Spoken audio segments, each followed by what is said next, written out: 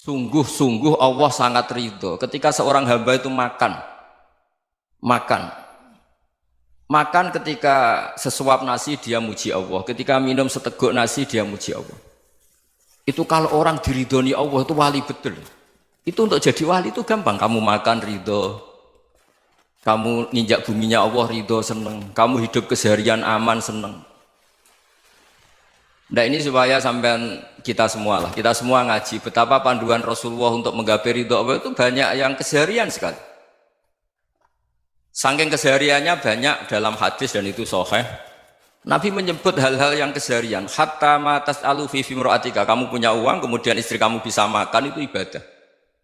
Bahkan sebagian ibadah itu dicontohkan Nabi yang akhirnya diprotes sahabat. Yaitu wa fi buti ahadikum sedekah, kamu menggauli istri kamu itu ya sedekah. Sampai sahabat bilang yang benar ya Rasulullah.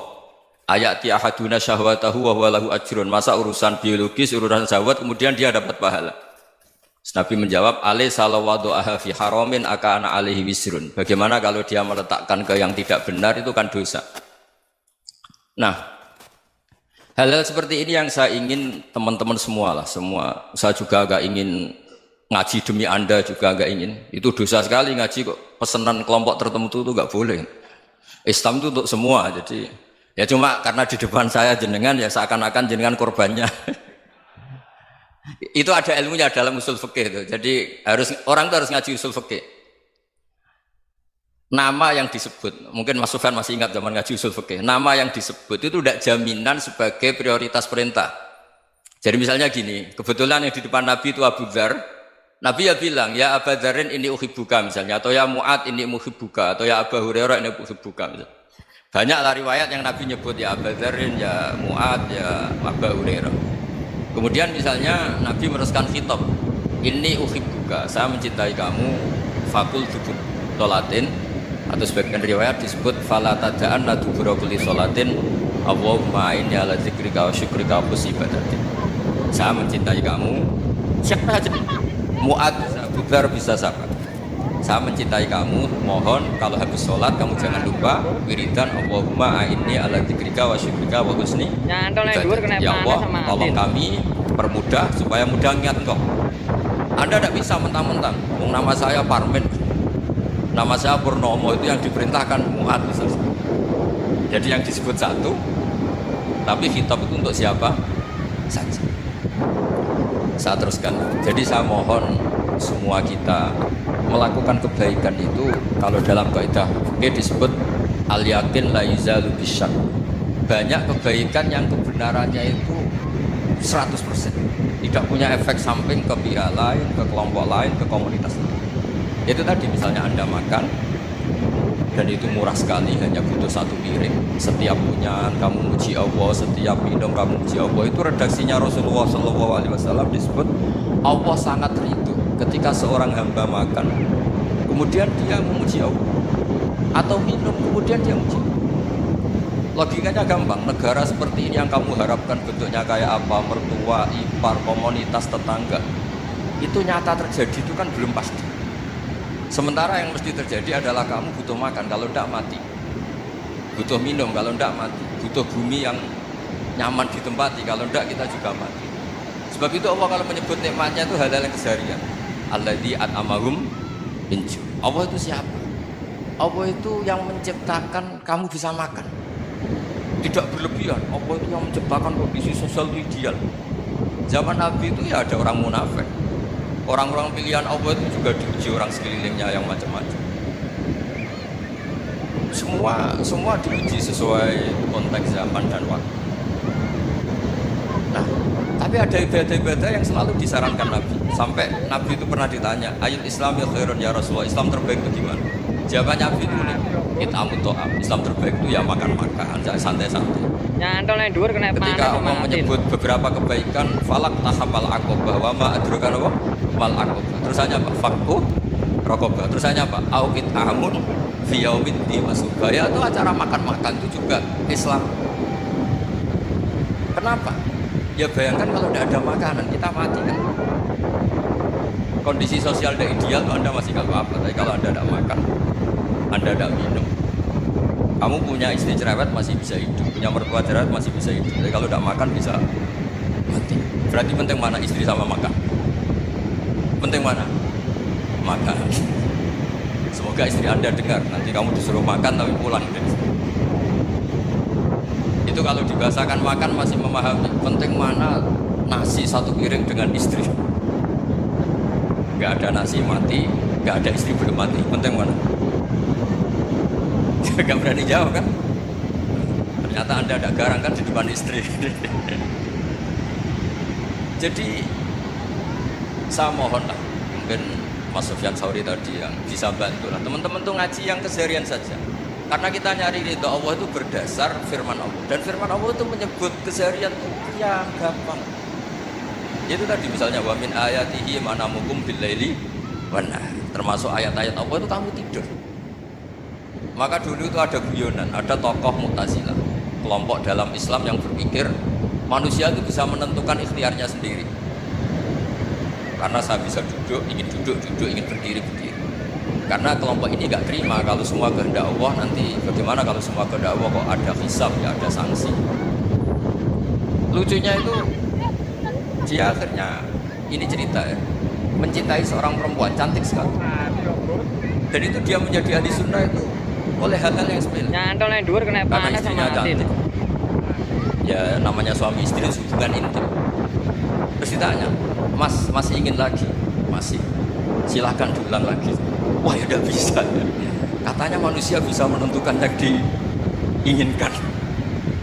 Itu tobat. Enggak bisa ditobatkan Mas Sufyan Ats-Tsauri. Orang cantik yang mudah nobatkan orang itu orang cantik. Segampang itu. Akhirnya kita tahu, makanya kalau dalam kitab Hikam itu disebut al-aqil mayyakul madza yaf'alu wal ghafil mayyakul madza af'al. Orang yang punya akal karena sadar ini wilayah Allah, semua milik Tuhan, itu dia tiap hari berpikir besok Allah akan melakukan apa terhadap dunia ini. Kamu merencanakan suatu mau Mesir ternyata gempa, mau wisata ke Rusia ternyata perang. Kamu tidak pernah tahu apa yang akan terjadi besok. Wa ma tadri nafsum madza taksibu ghadan. Tapi anda semua kita ini sering punya jadwal permanen. Makanya saya kalau diundang siapa saja bisa tetap. Yang jelas Gus ini acara penting. Ya masih acara penting nak pangeran ngersakno piye. Kok ape dadi pangeran kamu kok mau jadi Tuhan. Itu kadang ya kiai. Penting Gus acara ini jenengan harus memastikan bisa. Loh, kamu itu yang ngajarin tauhid sesuatu itu biadillah kok bilang-bilang apa pas. Kalau terus tak tobatkan kamu kata ya kalau gitu Gus bilang insyaallah. Wah itu hati saya, fisik saya, roh saya sudah bilang insya Allah. Tidak usah kamu latih. Nah hal-hal tauhid keseharian itu gampang sebetulnya. Wal ghafil yaqulu madza af'al. Tapi orang yang lupa Allah dia setiap hari bilang besok apa, kita bisa melakukan apa. Seakan-akan dia itu aktor, dia penting, dia subjek permanen dia. Padahal kita ini hanya objek kehendak Allah Subhanahu wa taala. Karena kita yakin sesuatu yang terjadi di alam raya ini kita tidak bisa apa-apa. Makanya saya sering bilang, ketika Anda mensifati Allah, Dia yang menghidupkan. Sudah itu tanamkan sehingga ketika kita mati santai saja. Kenapa santai? Allah punya cara menghidupkan kita. Zaman kita hidup juga gak tahu caranya ngelola jantung, ngelola paru-paru. Kamu juga gak tahu ngelola oksigen yang tidak beracun, tidak mengandung polusi. Tahu-tahu hidup. Gak ingin tua ya tahu-tahu tua, gak ingin mati tahu-tahu mati. Selama ini kita hidup juga gak tahu apa-apa. Hanya gaya tok, punya jadwal, punya planning. Kalau kamu bisa menentukan pilihan Anda, pasti Anda istrinya cantik, 4 menerima semua, ponakan semua. Nyatanya enggak kan? Ada 1 jelek, cerewet. Wah itu kan. Nyatanya enggak bisa apa-apa Anda kan? Dan kamu bawa mati lagi. Itu kan. Istri Anda juga gitu, punya keinginan punya suami yang ganteng, yang jabat, yang riman, yang enggak poligami. Ya ada kesampaian juga. Kalau kita ngitung tingkat kegagalan kita itu gagal terus. Ya kan? Nah, terus ingat Allah. Madza yaf'alu wa bi. Orang yang punya akal selalu berpikir Allah itu menghendaki apa terhadap saya. Belum sama-sama orang. Lihat orang yang serius. Itu kata Anda itu pemikir berat, serius. Senang punya tokoh yang mermut tuh, karena kamu anggap serius. Tapi sebagian orang anggap orang yang serius itu wong mermut, wong masam, wong muka kok ditekuk. Jadi sama Itu hati yang muqallibal qulub tsabbit qalbi ala dinik, karena kita nggak tahu cara berpikir kita tentang orang lain, tentang sekeliling kita. Misalnya kita orang baik yang jenis rumah fakir miskin, ada orang bangun masjid mewah itu janggal. Apa artinya masjid mewah kalau banyak orang kelaparan? Tapi kalau yang jenis pendidikan, apa artinya masjid mewah kalau udah bisa ngaji? Nanti yang jenis infrastruktur, apa artinya ini kalau semuanya punya sudut pandang itu. Dan Islam mengapresiasi semua kebaikan. Tapi katakan semua kebaikan itu adalah kehendak Allah Subhanahu wa taala. Karena apapun baik Anda itu pakai fasilitas yang diberikan oleh Allah Subhanahu wa taala. Sehingga ini yang disebut qulillah subhanahu fil khawdihi dalam. Ya kembali tadi ke tema-tema bahwa keseharian Anda ini sudah Islam. Saat Anda tidak bisa melakukan apa saja. Saya sering ada jenazah, biasanya kalau tetangga meninggal saya sering disuruh ngelepas. Saya bilang orang ini baik karena sering lamun di rumah, sering nganggur di rumah. Ditanya sama anaknya, kenapa Gus nganggur baik? Ya kalau dia nganggur artinya juga agak berbuat sesuatu yang maksiat kan. Ya kan, orang nganggur di rumahnya ya tidak bunuh orang, tidak maling, tidak korupsi, ya namanya nganggur di rumah. Lah cuma istri cara pandang nganggur gak menghasilkan uang gitu. Tapi juga gak menghasilkan kriminal kan. Jadi sebenarnya Islam itu makanya kalau sampai ngaji usul fikih itu ada kitab usul fikih namanya Lubul Usul, itu terkenal sekali di pesantren itu kalau ngapresiasi keseharian itu luar biasa. Isma min mubahin illa wa yatahaqqaqu bihi tarku haramimma, karena keseharian yang mubah saat Anda lakukan itu ada kehebatan yang luar biasa, yaitu meninggalkan haram. Makanya dulu banyak orang-orang alim ketemu temannya itu guyon sampai semalaman. Itu biasanya yang semangat Islam itu kiai kok tidak tahajud, kiai kok tidak witir. Orang yang sedang mapan uangnya banyak, malam itu tidak kelayaban itu sudah luar biasa. Melawan nafsu supaya tidak maksiat itu sudah luar biasa. Supaya lupa guyon sama temannya semalaman sampai subuh. Gejlok-gejlokan menang zaman miskin, zaman kuliah gak jelas, zaman apa. Melihatnya jangan takut tahajud. Seperti ini meninggalkan tahajud, tapi meninggalkannya ini talqul muharram. Jadi kayak apa hebatnya? Sehingga Imam Ghazali punya riwayat yang agak unik. Hatta takuna ibadatu akhiri hadil ummah itu an-naum. Jika suatu saat ibadah terbaik umat ini itu tidur. Itu kan riwayat kontroversi ketika Imam Ghazali tanya, kenapa ya? Kenapa kamu mulai keluar dari rumah itu sudah banyak maksiat, melihat perempuan yang enggak mahram, melihat fenomena. Tapi kalau kamu tidur enggak melihat apa. Tapi juga kamu jangan menganggap tidur itu ibadah betul. Saatnya melakukan berdoain malah masih tidur. Tapi itu sudut pandang yang menjadikan kita Islam itu gampang. Jadi saat Anda tidak bisa aktivitas apa-apa, misalnya ada beberapa orang yang lumpuh. Lumpuh itu memang nggak bisa Jumatan, nggak bisa ibadah, tapi dia juga nggak bisa maksiat.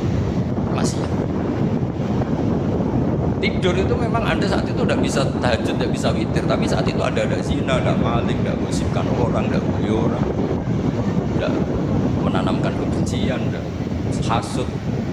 Sehingga tidur menurut Allah Ta'ala wa min ayatihi manamukum billaili apa? Benar. Karena di tidur itu selain ada unsur istirahat, jaga kestamina, juga ada unsur meninggalkan beberapa keburukan. Nah saya mohon ibadah yang keseharian ini kita jaga. Supaya kita semua baca ayat itu fase itu tertanam di hati. Allah itu siapa? Alladzi at'amahum min ju'i wa amanahum min khauf. Dan Allah kalau cerita di Quran, anna subbabnal ma'a subba tsumma syaqqaqnal ardha wa syaqqa fa'ambatna fiha habba wa inaba wa qadba wa zaytuna wa nakhla wa hadaiqa ghulba. Kamu tahu saya ini siapa, kata Allah? Saya ini adalah Tuhan yang menurunkan air, kemudian ada tanaman banyak.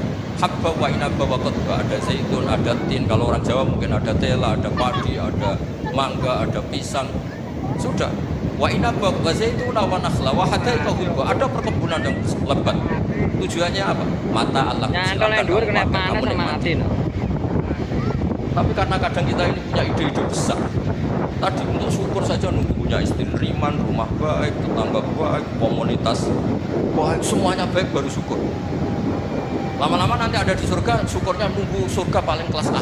Itu sudah ada yang menghuni Rasulullah, kamu nggak boleh di situ. Masa untuk syukur saja. Repotnya Masya Allah. Jadi mohon Al-Quran yang kalau Anda hafalkan sama itu kan ada ayat-ayat yang kayak tadi. Ya, fal yang insanu ila ta'ah. Coba lihat Apa yang kamu makan? Dari mana? Dan untuk mempertahankan hidup kamu keseharian. Jadi jangan kira ibadah itu harus membentuk komunitas yang versi Anda. Ibadah itu harus yang hal yang kesehariannya Anda lah. Ini saya tidak bikin-bikin. Saya ngaji bukan karena berdasar pesanan.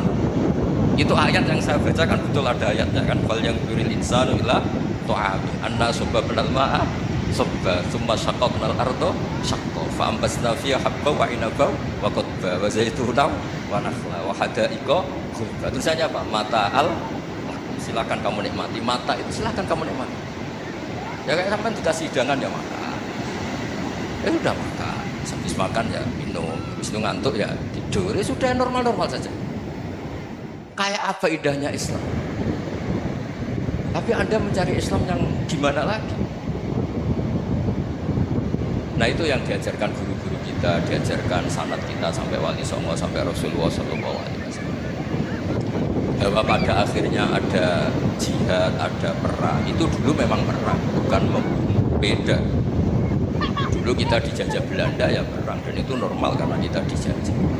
Jadi ketika orang lain ingin baik sama kita, wa in ahadun minal musyrikin astajaruka ya fajiru hatta yasma'a. Kalau ingin mereka ingin baik ya kita baik.